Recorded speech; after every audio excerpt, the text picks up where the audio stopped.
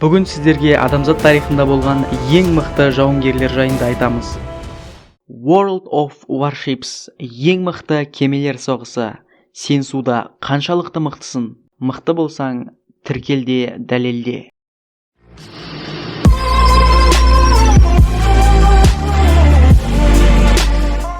Викингтер өте ержүрек жауынгерлер.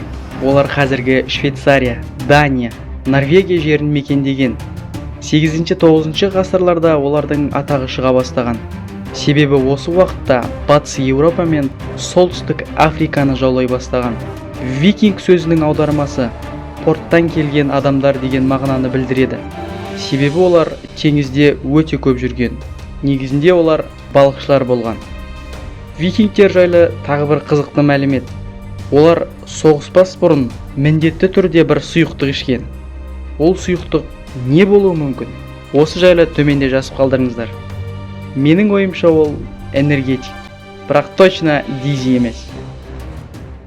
Самурай Жапонияның жауынгерлері. Олар қылышпен соғысуға өте шебер болған. Самурайлардың негізгі құралы 2 қылыш және де ұзын садақ болған.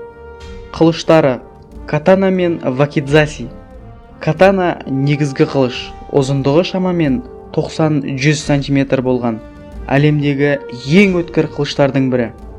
Вакидзаси екінші қылыш, ұзындығы 50-85 см. Ал садақтың ұзындығы 2 метрден асқан. Садақ бамбук, ағаш және де терден жасалған. Бұл жасалу жолы неше ғасырлар бойы өзгермей келеді. Біздің каналға тіркеліп лайк басуды ұмытпаңыздар. Мына сұр қоңыраушаны бассаңыз, алдағы видеоларды жіберіп алмайсыздар. Енді бізге көбірек таныс моңғол атты жауынгерлері. Олар негізінен садақты қолданған. Садақтары қысқа, себебі атта отырып ату үшін қолайлы етіп жасалған. Моңғолдар өздерінің соғыс тактикасымен ерекшеленіп тұрады. Адамзат тарихындағы ең үлкен көлемді жерді басып алған жауынгерлер. Өлмейтін жауынгерлер.